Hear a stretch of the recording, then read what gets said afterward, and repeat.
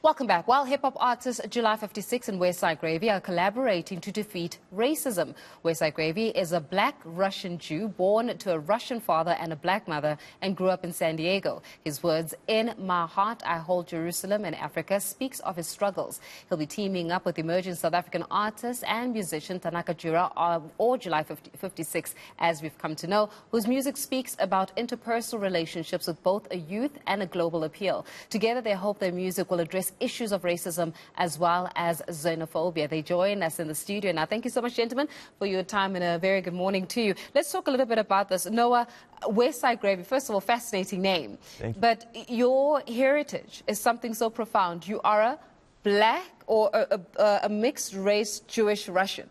Right. Just explain that, and how exactly that heritage has shaped your music and your view of the world. Right, so growing up in the United States, understanding what it means to be both a black man and a Jewish man definitely came with its share of challenges and struggles, but furthermore, it gave me the understanding that I come from people who've had a lot of experiences overcoming those struggles, and that resilience is something that shapes my worldview.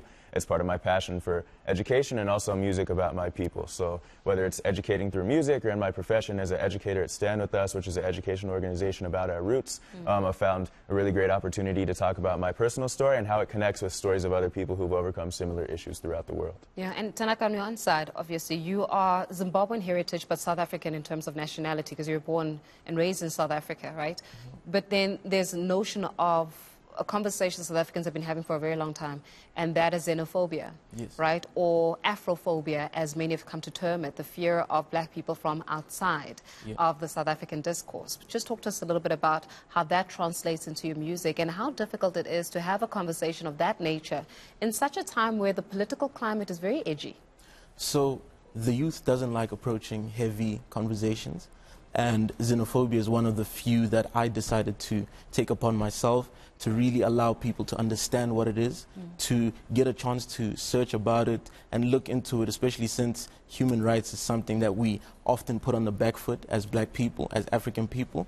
So understanding different types of violations can allow us to understand where we come from, where we stand with each other, and how we collaborate, how we can collaborate as well. Yeah. Listen, you guys are two young people, right? The truth of the matter is this world of ours, right, and including the politics that are involved, are never going to be solved by a generation that unequivocally believes in their polarized stances, right? So I believe that Jewish people need, therefore I shall, or I believe black people and therefore I shall.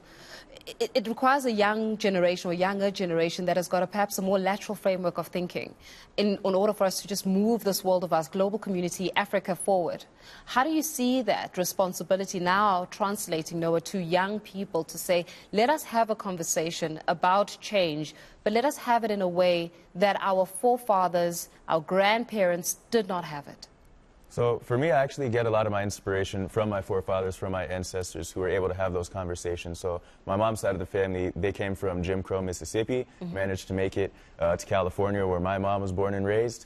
And because of their strength and allowing these opportunities and conversations to occur, the next generation is able to actually push forward and have these talks. Like I'm out here right now. I never would have been able to be out here if it wasn't for the struggles that my ancestors overcame. And I think music is also one of those ways that we can collaborate, because that's the language of the youth that also has the opportunity to reach back to past generations and bring them to the present day. Then how do we formulate and solidify this collective collaboration, even from an international perspective? Because again, countries have become very silo in their way of operating, in their way of actually growing. And so we've got these different silos, possibly the same agenda, but just not necessarily coming together.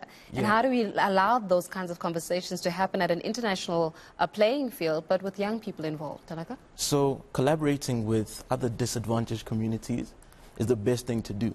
For, especially coming from Africa, it's good to look outside and try to understand what other communities can we align ourselves with, right? Which other communities can help us get our message out there, right? So joining with the Jewish community, it really allows us to get our message across and get our understanding of human rights issues across, right? And again, like Noah just said now, that understanding history is an important part, and that's something we put on the back foot. Because if we look at the way South Africa and Africa is set out, right, a lot of our problems come before understanding violations, right?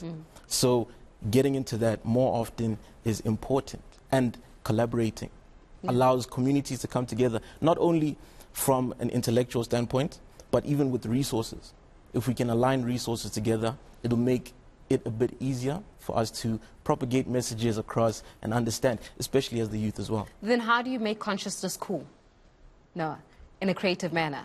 Because, look, talking about, you know, booty hopping and twerking, that's cool, right? A lot of young people can identify with it. They do it in clubs and the like. You see, you're smiling, Tanaka, so you exactly, right? Yeah. But how do you make consciousness cool? So I think that first and foremost, hip-hop is one of the ways to do that. Obviously, you have hip-hop that talks about a variety of topics, but a lot of the rap that I grew up listening to was reflective of different communities that I grew up around, being from the West Coast, and it humanized an entire group of people, because on one hand, you can rap about enjoying life, California love stuff I can relate to. On the other hand, you could talk about the struggles of what it's like to grow up in certain neighborhoods that I could be familiar with or could not have been familiar with growing up. And I actually gain inspiration also from interactions with the youth on my day-to-day basis as an educator at xenophobia. I talk to groups and communities, Jewish and non-Jewish, from all around the world who are coming to learn about a variety of topics, including how you can tell the Jewish story through music. And I'm part of that story, and I'm happy to be able to collaborate with people who have similar stories and also recognize how they're unique. Yeah, and that uniqueness is something that needs to translate into the global kind of sphere, right? Yeah. And then how then do we start becoming smart in our messaging? Because the truth is, the message of consciousness, and you're right, hip-hop is a way that, you know, brought about the messaging of consciousness, but evolution and the evolution of music sometimes has made people almost shy away from the consciousness part. We want the beats, right? The beats are cool. Give me a beat that I can dance to. Stop with your consciousness. So how do we make that especially cool, even in the African context? With the messaging. Yeah. Artists like myself are focused on getting messaging across. Other artists such as Java, they make sure to incorporate the African languages to make sure that everyone can understand.